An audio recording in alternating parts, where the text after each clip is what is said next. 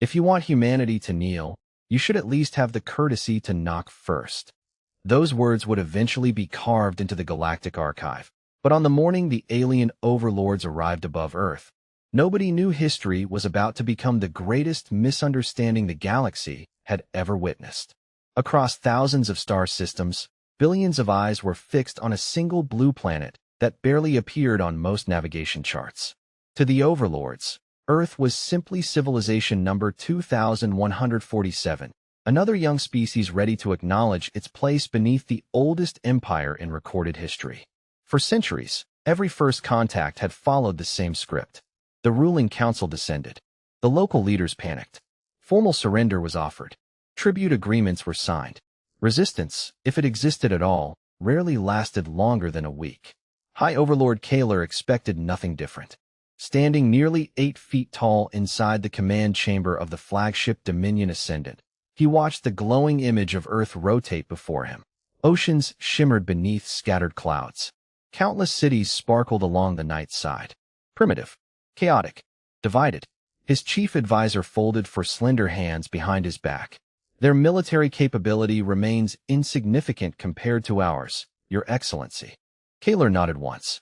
Have they assembled their planetary leaders? Yes, sir. The transmission requests have been acknowledged. Good. They will learn quickly. A quiet confidence settled across the bridge. Officers adjusted displays. Navigation crews maintained orbit exactly 200 miles above Earth's surface. Everything unfolded according to tradition. Down below, however, tradition was the last thing on anyone's mind. Inside the West Wing of the White House, President Daniel Brooks wasn't preparing a surrender speech. He wasn't even in the Oval Office. Tell Senator Hayes if he wants another amendment, he can wait 5 minutes, Daniel said while scanning a stack of budget papers. His chief of staff looked almost offended. Mr. President, there's an alien fleet over Washington. Daniel kept reading. I heard. Sir, they're asking for you personally. He sighed, set the papers down, and rubbed his eyes. Do they know Congress picked today to argue over infrastructure funding? No one laughed. Not because the joke wasn't funny, but because nobody knew if joking was still appropriate.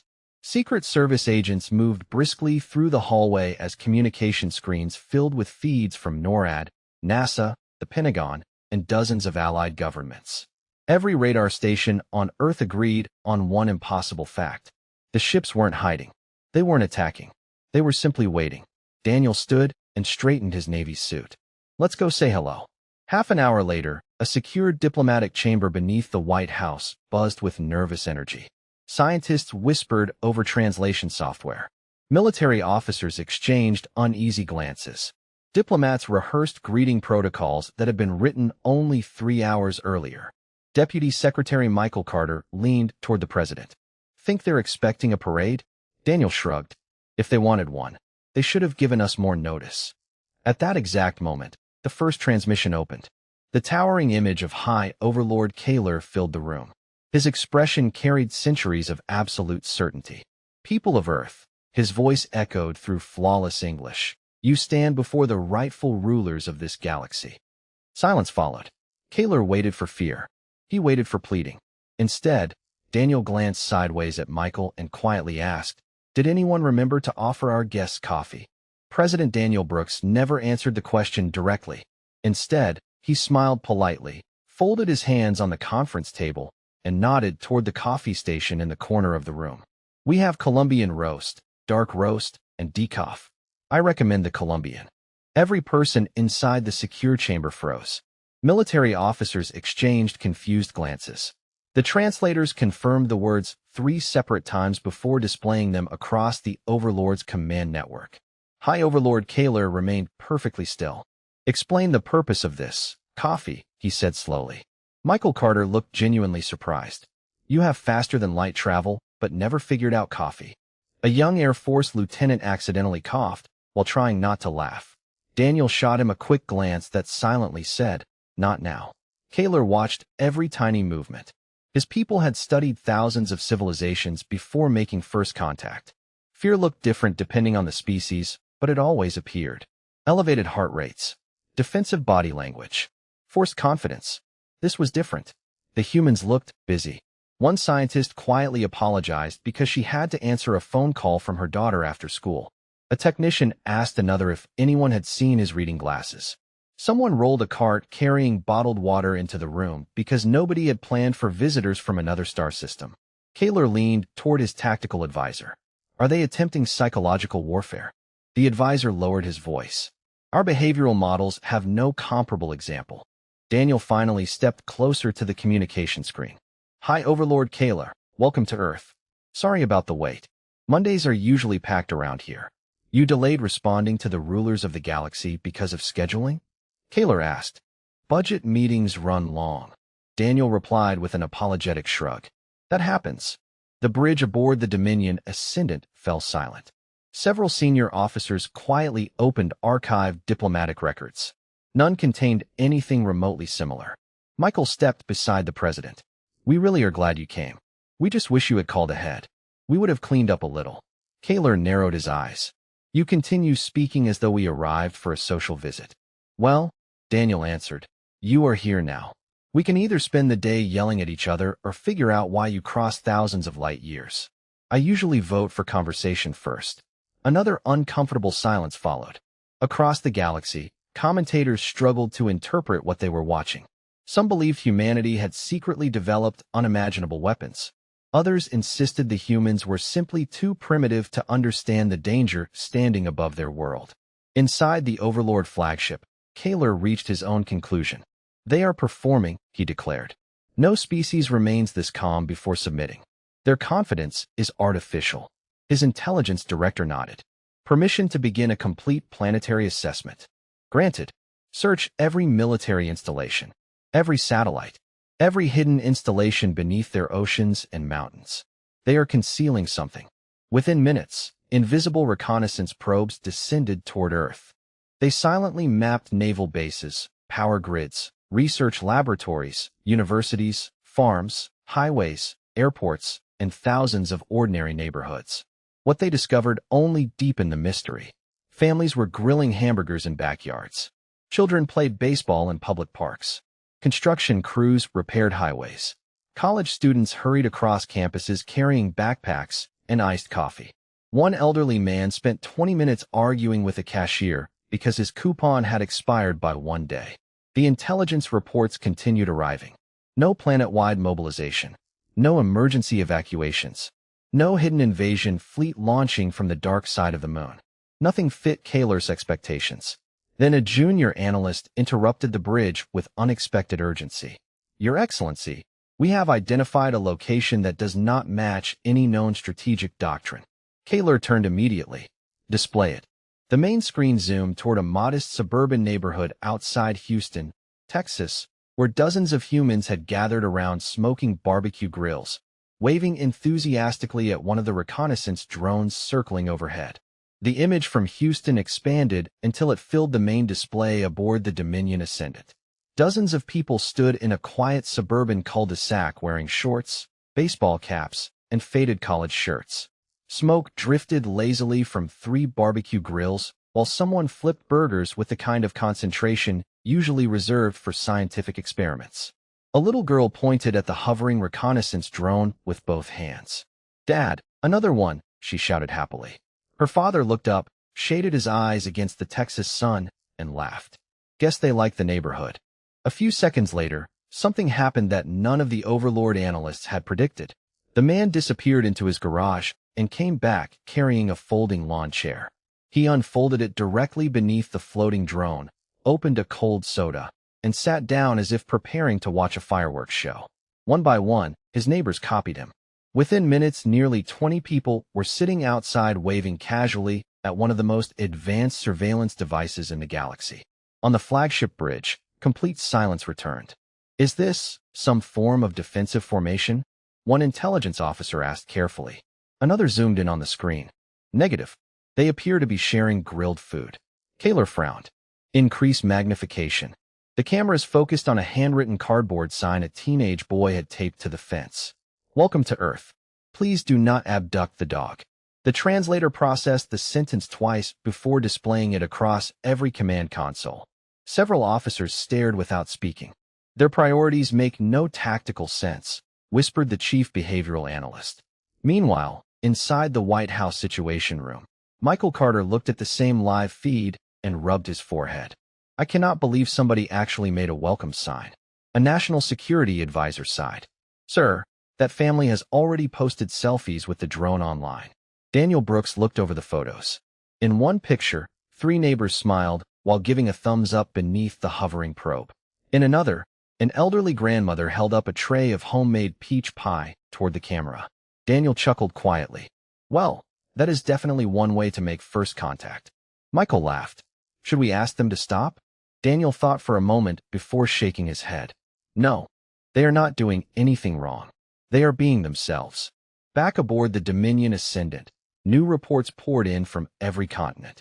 In New York City, people had stopped in Times Square to record the massive ships overhead, then continued walking to work because they still had meetings to attend. In California, surfers remained in the water even while discussing alien spacecraft between waves. Outside Chicago, a radio host spent 20 minutes debating whether extraterrestrials would understand American football before admitting that humans barely understood the rules themselves. Kaler felt something unfamiliar creeping into his thoughts. Confusion.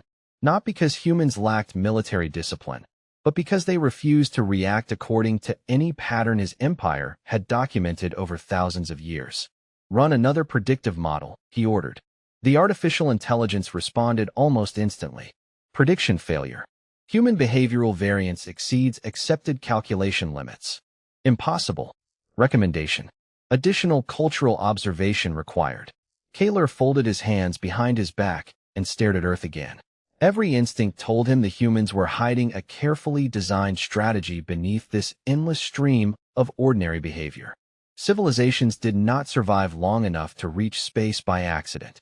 Somewhere behind the laughter, the cookouts, the awkward jokes, and the coffee invitations, there had to be the real face of humanity.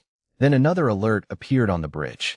One reconnaissance drone had landed unexpectedly in the Houston neighborhood after receiving dozens of curious hand waves.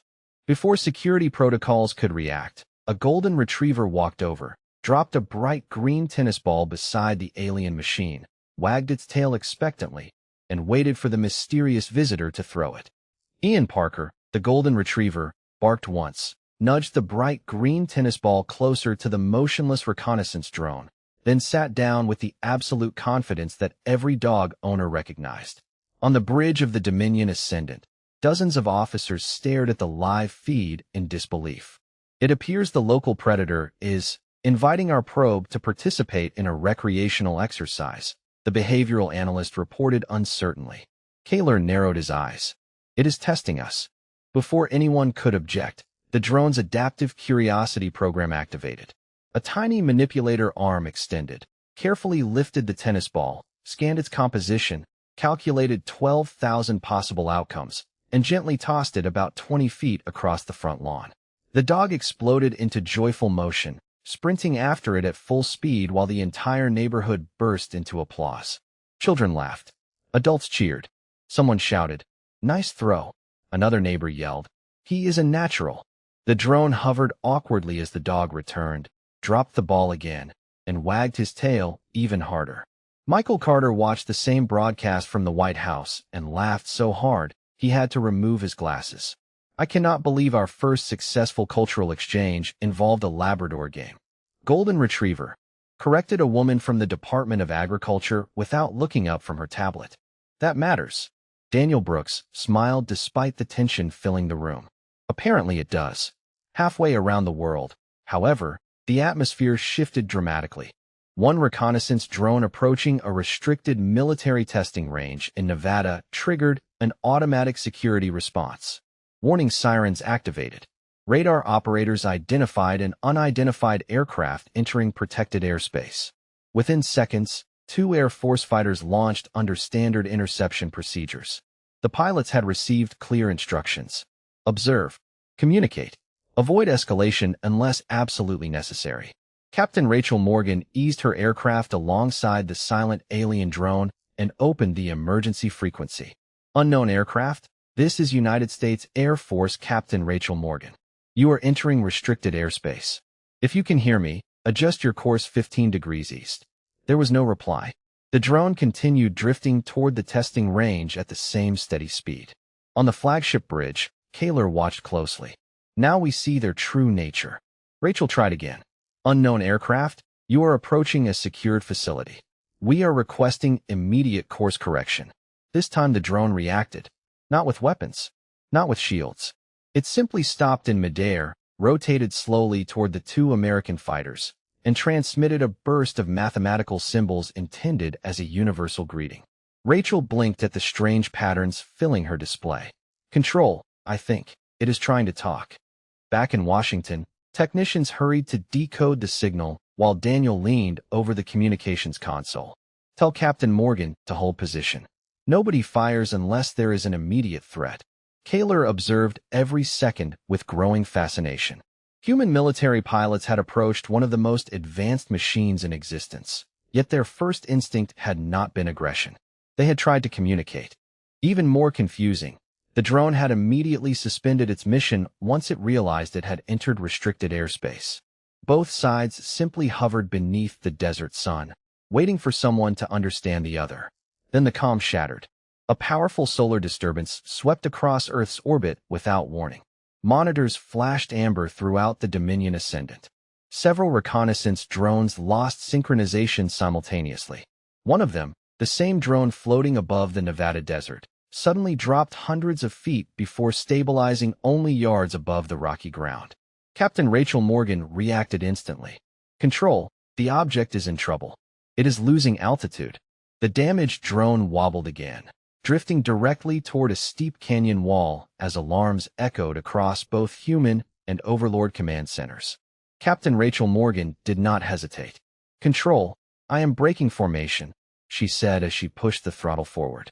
Her fighter closed the distance in seconds while the alien drone continued drifting toward the canyon wall, its guidance system flashing erratic bursts of blue light. Captain, maintain a safe distance. A controller warned through her headset. Rachel kept her eyes locked on the struggling machine. Negative. If that thing crashes, neither side learns anything except how to make a bad first impression. Thousands of miles away, Daniel Brooks watched the live feed without saying a word. Around him, advisors argued over liability, security, and international protocol, but he ignored every voice except the one coming from Nevada. Michael Carter folded his arms. She is making this decision on instinct. Daniel nodded slowly. Sometimes instinct is all you have. On the Dominion Ascendant, warning indicators spread across the command bridge. Engineers reported that a burst of charged solar particles had temporarily disrupted the drone's navigation lattice. Recall the unit immediately, one officer urged. Its systems are unstable. Kaler remained motionless. Can it recover? Unknown. Then observe. Rachel carefully positioned her aircraft beside the tumbling probe. She knew one wrong move could make everything worse. Instead of trying to force it away, she adjusted her speed to match its unpredictable drift. Come on, she muttered. Stay with me. The drone suddenly emitted another pulse of mathematical symbols, weaker this time, almost like a distress call. Back in Washington, a young linguist stared at the translation software as new patterns emerged. Mr. President, I think we have been reading these signals backward. The room fell silent. What do you mean? Daniel asked. These are not commands. They are status reports. The drone has been identifying itself, reporting environmental conditions, and requesting navigation references this entire time. Michael blinked.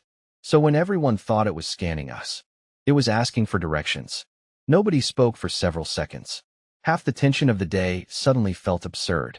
In Nevada, Rachel noticed the drone correcting itself by only a few inches before slipping again. She switched frequencies one last time. Listen, I do not know if you understand me, but you are doing fine. Match my heading. Of course, she expected no reply. Instead, the damaged probe slowly rotated until it aligned beside her aircraft. One small adjustment, then another. The wobbling became less severe. Watching from orbit, Kaler leaned forward for the first time since arriving at Earth. It is following the human. His chief engineer checked the telemetry twice. Affirmative. The probe has accepted her flight path as a temporary navigation reference. Rachel smiled beneath her oxygen mask. That is it. Easy now. Side by side. One human fighter and one alien reconnaissance drone crossed the Nevada sky at a steady pace toward open desert, where emergency recovery teams waited below. News helicopters captured every second. Millions watched live as an American pilot escorted an extraterrestrial machine to safety instead of treating it as an enemy. Across social media, reactions spread faster than any official statement. Some called it courageous. Others called it crazy. Most simply could not stop watching. Back aboard the Dominion Ascendant, another report arrived, but this one carried a level of urgency Kaler had never seen from his intelligence division. Your Excellency, we have completed the historical analysis you requested. Kaler kept his eyes on the screen showing Rachel and the drone flying together. Proceed. The analyst swallowed carefully. Humanity has fought thousands of internal conflicts throughout its recorded history. Yet the overwhelming majority of their greatest heroes became famous not because they conquered strangers, but because they stopped to help them. We believe our assumptions about this species have been fundamentally incorrect. Kaler slowly turned away from the display, his expression changing for the first time since entering Earth's orbit. Prepare my shuttle, he said quietly. It is time I meet these humans in person. High Overlord Kaler rarely left the safety of his flagship. In 300 years of expansion, conquered rulers had always been brought to him, never the other way around. Yet as the shuttle bay doors slowly opened, he ignored the uneasy looks from his senior officers. Your Excellency, his chief of security said carefully, our protocols forbid direct contact before complete strategic dominance has been established. Kaler fastened the silver clasp across his ceremonial armor without looking up. Perhaps our protocols are overdue for inspection. The officer hesitated. There is still the possibility that this entire display is deception. Kaler stopped walking and turned just enough for everyone in the room to hear him. Then I intend to discover how an entire planet became so convincing. Minutes later, a sleek diplomatic shuttle detached from the Dominion Ascendant and began its descent through Earth's atmosphere. Every military radar on the planet immediately detected it. Air defense centers lit up with alerts while fighter squadrons quietly moved into observation positions several miles away. Nobody fired. Nobody locked weapons. President Daniel Brooks watched the descending shuttle from the White House Situation Room. Michael Carter folded his arms. That is either a very good sign or a very bad one. Daniel shrugged. Usually both. Should we move the meeting? No. If somebody flies a few million miles to visit your house, the polite thing is to answer the door. Half an hour later, preparations at Joint Base Andrews looked almost ordinary. Marines stood at attention. Air Force personnel coordinated landing procedures. Secret Service agents swept every building one final time. Someone from the protocol office quietly admitted that nobody had the slightest idea how to greet an 8-foot-tall alien emperor. Do we salute? One young lieutenant whispered. I have no idea, another admitted. Just do not embarrass America. The shuttle settled onto the runway with surprising grace. Its engines faded into silence as a wide-access ramp unfolded toward the concrete. Cameras from every major news network captured the moment live. Millions held their breath. Kaler took his first step onto Earth. Warm summer air drifted across the runway.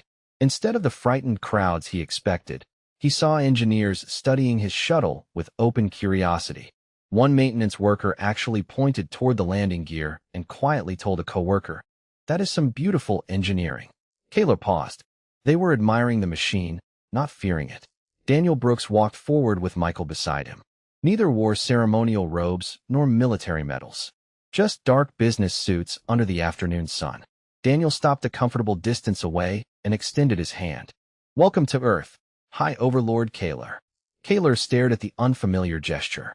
The intelligence files had mentioned handshakes, but none explained why humans voluntarily exposed themselves during greetings. After a brief pause, he mirrored the motion. Their hands met. Cameras flashed. Across the galaxy, billions watched the first physical contact between humanity and the Overlords. Then the moment shattered. Warning alarms erupted inside Kaler's shuttle. A sharp electronic tone echoed across the runway as one of the shuttle's external power systems overloaded from lingering solar interference. Small maintenance drones burst from hidden compartments and began moving rapidly around the craft, their repair lasers activating automatically. Secret Service agents instantly stepped between the president and the unfamiliar machines while Marines shifted into defensive positions without raising their weapons. At the exact same moment, Overlord security guards interpreted the human movement as the beginning of an attack. Their protective energy shields flared to life as both sides instinctively prepared to protect their leaders. Nobody had issued a hostile order. Nobody wanted to fight. Yet in less than 3 seconds, one misunderstanding threatened to undo everything they had accomplished, and Kaler realized that the greatest danger on Earth was no longer human strength. It was how easily two civilizations could mistake caution for aggression. For one long second, nobody moved. Secret Service agents stood shoulder to shoulder in front of President Daniel Brooks. Overlord guards formed a protective ring around High Overlord Kaler, shimmering energy shields humming softly in the afternoon air. The maintenance drones continued circling the damaged shuttle, completely unaware that two civilizations were seconds away from ruining the most important meeting in history over a mechanical malfunction. Daniel slowly raised one hand, keeping his voice calm. Everybody stay exactly where you are. His agents did not lower their guard, but they trusted him enough to hold position. Kaler watched the human leader instead of the soldiers. Every instinct drilled into him over centuries demanded that he respond with overwhelming authority. That was how every ruler before him had survived. Show hesitation once, and rivals never forgot it. Yet something about Daniel's expression stopped him. The man did not look frightened. He looked concerned. Concerned for everyone standing on the runway, including strangers from another galaxy. Kaler turned slightly toward his own security commander. Deactivate the forward shield. The commander looked stunned. Your Excellency, we cannot. That was not a request. One by one, the glowing defensive barriers faded away. Across the runway, the Secret Service detail noticed immediately. Daniel nodded once. Stand down. The agents stepped back just enough to lower the tension without abandoning their positions. Nobody celebrated. Everyone simply exhaled. The damaged shuttle continued broadcasting warning tones until an Air Force maintenance engineer cautiously approached the edge of the landing zone, carrying a rugged diagnostic tablet.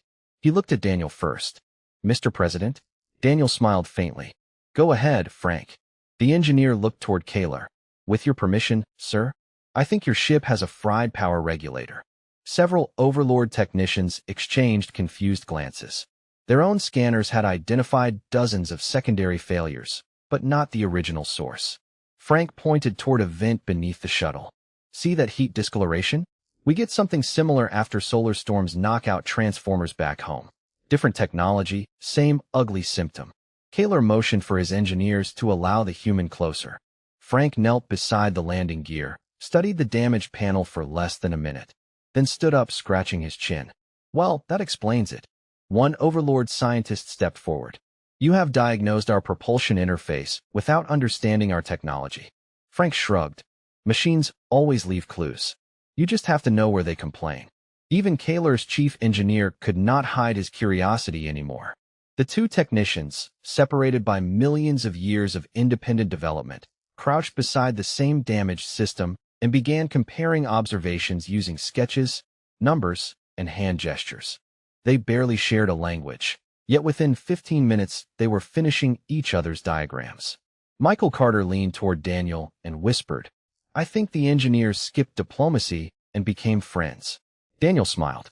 That is usually how engineers work. As cameras continued broadcasting worldwide, something extraordinary happened. The maintenance drones stopped treating the humans as unknown variables. Their sensors quietly synchronized with Frank's tablet, accepting his measurements as valid reference data. On the Dominion Ascendant, senior analysts stared at incoming reports in disbelief. Your Excellency, one of them transmitted urgently, the autonomous systems have updated their classification.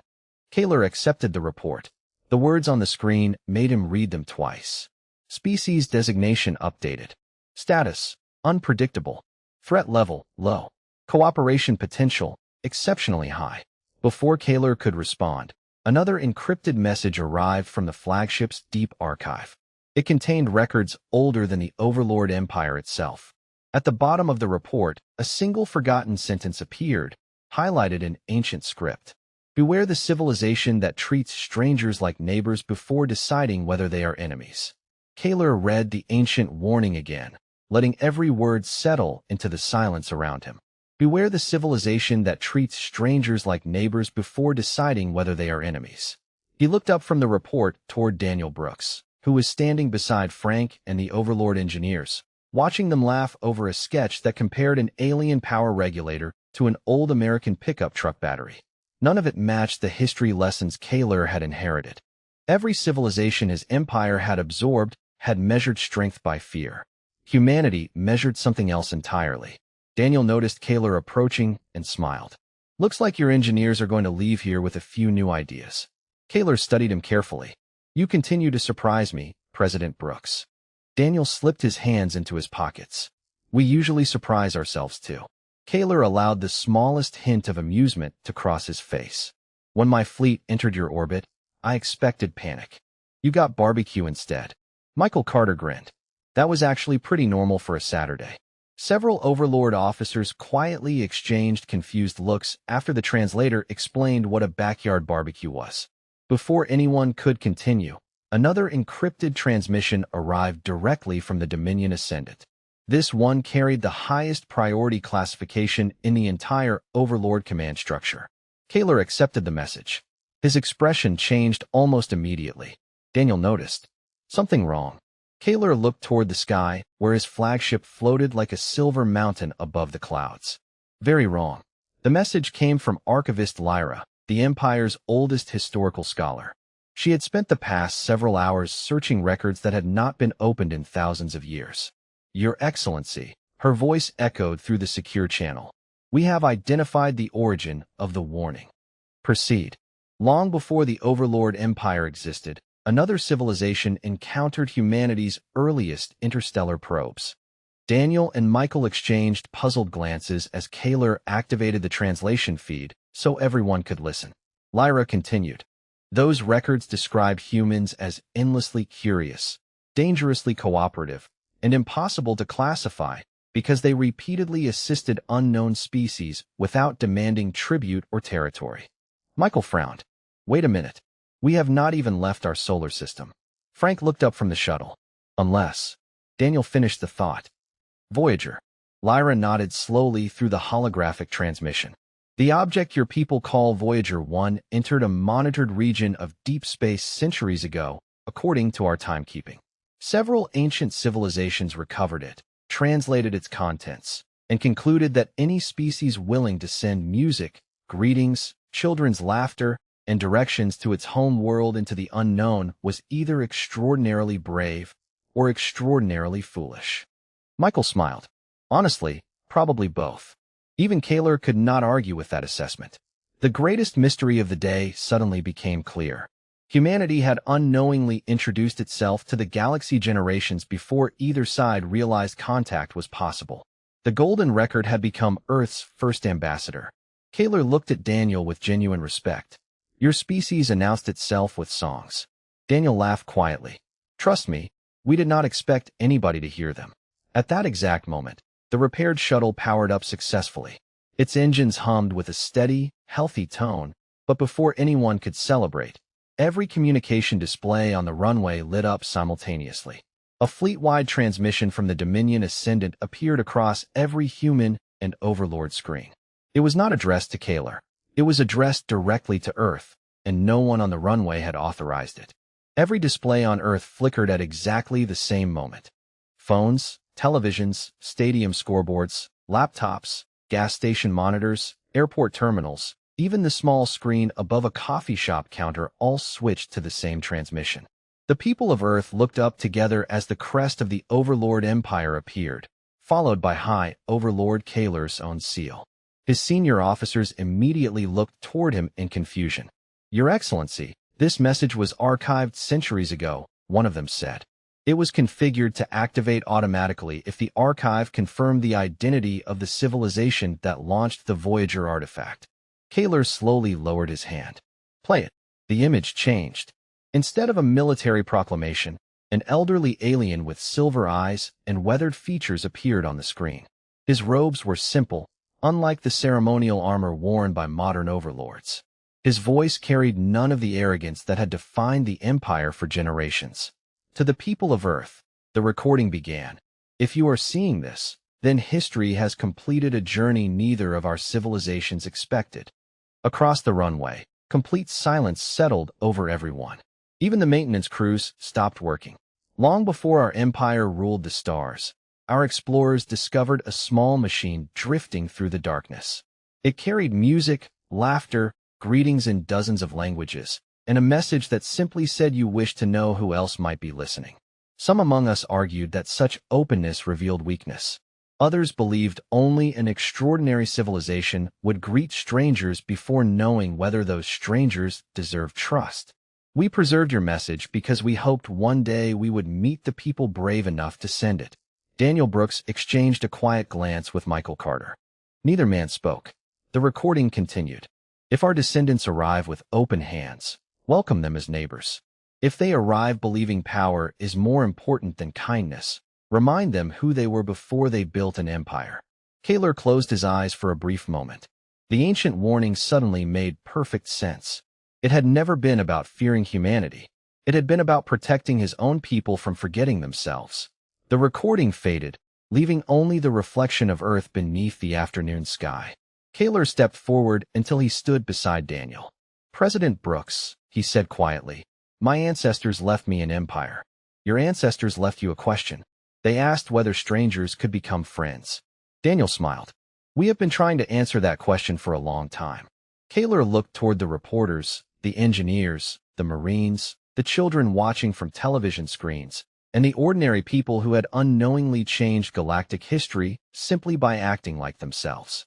Then allow me to answer it with you. He removed the Imperial Command medallion from around his neck, the symbol carried by every Overlord ruler for nearly 3,000 years, and held it out. Daniel looked surprised. I cannot take that. I am not giving it away, Kaler replied with a faint smile. I am asking you to hold it while we build something neither of us can build alone. Daniel accepted it carefully, not as a trophy, but as a promise. Around the world, people applauded without anyone telling them to. In Houston, the Golden Retriever barked happily at another passing drone, convinced it had found a new playmate. Frank went back to discussing engines with Overlord technicians. Captain Rachel Morgan finally landed her fighter and was greeted with a handshake from one of the alien pilots she had unknowingly guided to safety. Weeks later, the Galactic Archive officially revised the historical record. The first meeting between humanity and the Overlords was no longer classified as a diplomatic conquest or a military standoff. It became the galaxy's most important lesson in first impressions. The final line of the report was written by High Overlord Kaler himself. We arrived expecting a civilization that would prove its strength. Instead, we found one that never needed to. Humanity's greatest advantage was never its ships, its inventions, or its courage. It was the quiet habit of treating every stranger as a future neighbor. And in the end, that changed us far more than we ever changed them.